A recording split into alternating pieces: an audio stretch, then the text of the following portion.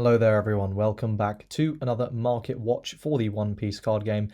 Sorry for the lack of camera and the presumably poor audio quality. I am back at home visiting my family, so I do not have all my usual equipment with me. I hope you'll bear with me for this one video and we'll go back to the usual slightly better quality from next time. So as usual, we're going to be going through the old market watch. Let's have a look at what has been happening. As you might expect, it is just as depressing as usual. So, cases of Romance Dawn, $3,800. Once again, please do not buy these. $310 here on boxes. Absolutely ridiculous prices. You should not be going anywhere near any of this. $2,100 on Paramount Mall. When we go through the singles prices, you can see it is not possible to, I think, even break even at this rate on cases. Especially set 1, but like set 2 even, I don't even think it's possible to break even. And I would be, hesitant on set 4 at $1,575 to break even on that either. I'm glad we seem to have reached a point where buying sealed product isn't necessarily a slam dunk, because when it is, then that means that there's a real problem with undersupply, and I'd rather there be oversupply for this game, so people can actually play it, than there be an undersupply like we saw with the set 1. Obviously, as we go through, we see more ridiculous prices here. Super pre-release deck, $110. A starter deck set for $200 is really, really depressing. You can see here the just normal starters are $45, $50, $40. I mean, we say the same thing every week here, that this is a real problem and Bandai needs to sort it out. And, I'm hearing that starter decks are making their ways to stores. I've seen a bunch pop up in the UK, but, obviously most of my audience is American, so I don't know how much that's helping you guys. I hope they will slowly be making their way out, or fast, very quickly, ideally, over the next few weeks. If we look to the promo cards, things have not really shifted very much. We've just seen some depressions in price, really. Jinbei down from $110 last week to 96, Smoker down to about 50, Ace down to about 40, Uta down to about 30, Bartolomeo to about 35, and Sengoku down to about 30. This makes sense. More of these continue to enter the market as more and more of these events where these are given out take place. So I think this is a good thing where these prices are going down. I don't think these should be more than $10, $15 each. So as they get closer to that, potentially I'll finally pick up a set of Bartolomeo for the film deck, which I do think Bartolomeo is by far the best one of these cards and is most likely to actually see some play, especially in set 4 with what we're seeing with the Doflamingo deck. So yeah, I think the savvier speculator would probably be picking up these right over all the others. And of course, we're looking at the winners. $25, $20, I think is a very reasonable prices for the promo cards. If anything, some of them are a little too cheap, in my opinion, at $10.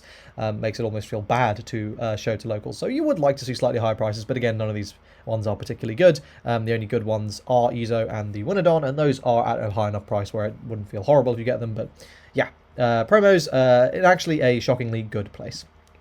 Moving on to set 1, and we can see again prices pretty much stable for set 1. They haven't really shifted very much. Most of pretty much anything purple is dog shit. Sanji at $30. This is honestly, it's to the point where I'm considering picking them up, and I shouldn't. I don't want a max rarity red. Black is enough enough for me. But yeah, Doffy at $40. This card just continues to be relevant. So yeah, I definitely think anyone who picked these up is probably quite happy with that decision. And of course, Nami. I made a video on why red I think is a real problem color in One Piece, and Nami and then the level of consistency was basically the thesis of that video. You should check out. I think it's a really good video. Yeah, $220 kind of makes sense. This card is ridiculous. If we move to the SRs, Zoro again at about $100. Hancock down a little bit, down to 75. Law at about 80, again pretty standard. I believe Mihawk down as well, down to about 40. Kaido definitely down to 25. Kid down at about 30. King down to 17. Even Zoro has depreciated a bit, down to $22. It looks like more and more of these are just slowly entering the market. Prices are just very low for base rarity. With the exception of Zoro, I think Zoro is the most expensive SR in the game by quite a considerable margin. We will verify that with set 2 when we come to it, but yeah, at base rarity, this game remains really, really affordable, and I'm very, very pleased to see that. Obviously, the only big issue is starters, but the second we get more starters in circulation, that is not going to be a problem. If we look at the secret rares, Manga Shanks down to 870 bucks. Yamato at about 100 in the alt and 20 in the base rarity. This makes sense. Yamato actually seeing a little bit of play in Kinemon decks. Alt Shanks at 20 and base rarity Shanks at 10 bucks. Oh, Shanks very much the Uta of set 1. And onto the leaders, Zoro all the way up at $225. Makes sense. One of, if not the best decks in the game in set 2. Lord at 150, again, makes sense. Very, very powerful leader. Doffy, still high at 100. Westerners love our Doffy, I suppose. Luffy at about 75, Croc at about 60, Odin at about 40, and Blurple Kaido at about 40, and King at about 30. Very little motion here on the leaders. These have remained pretty constant. I would expect set 1 to pretty much stay around this level for the foreseeable future. Moving on to set 2, Garp down a shit ton, down to $30. Marco in the bloody gutter, 25. At this point, I might pick up these. This is ridiculous. Buggy down to 27. I mean, why is Buggy more expensive than Marco? Lil Sadie at 21, Luffy at 20, and Mars Juice at 8. My god, these are insanely cheap prices. Oh my, this is ridiculous. If we go to the SRs, of course, Manga Ace at $990. Makes sense. Whitebeard down to $73. I have seen people selling this for £45 in the UK. Alts for set 2 are cheap.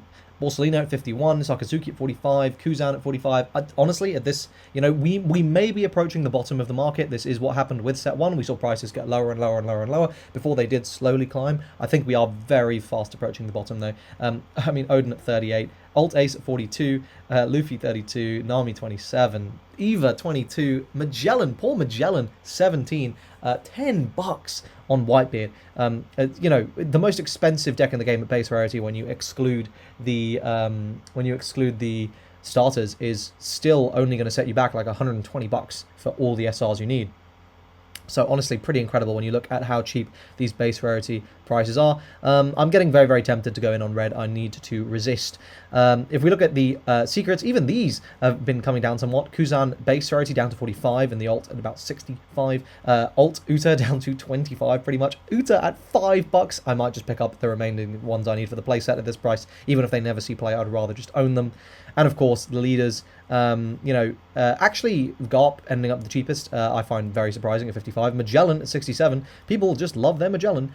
Zephyr at 61. Eva at 75. Sanji at 75. Kinney up at 110. And Smoker might be about to eclipse Edward Newgate as the most expensive leader in the game. The second people actually start countering Strawbeard and making choices that beat that deck, because, hey, newsflash, it is not unbeatable whatsoever. It is very, very beatable, in fact. I do think we will finally see Whitebeard fall out of favour and be overtaken by Smoker, because motherfuckers love their Smoker. But there we go. That is it for this market watch. Price is just continuing to decrease. The only problem I can really see in this current market is in sealed products, so I'm really hoping that Bandai will sort that out sooner rather than later. If you guys find these videos useful, please do like the video and subscribe to the channel for more One Piece card game content. If you're interested in competitive focus content, you can check out my Patreon. There'll be another deck guide coming out on there in the next week or so. That'll be joining my Ivankov, my Kinemon, and my Whitebeard guides. I think those are all very, very good videos. So if you're interested in supporting the channel, please do check that out. But that's it for this video. I hope you enjoyed it, and I hope to see you guys in the next one. Cheers.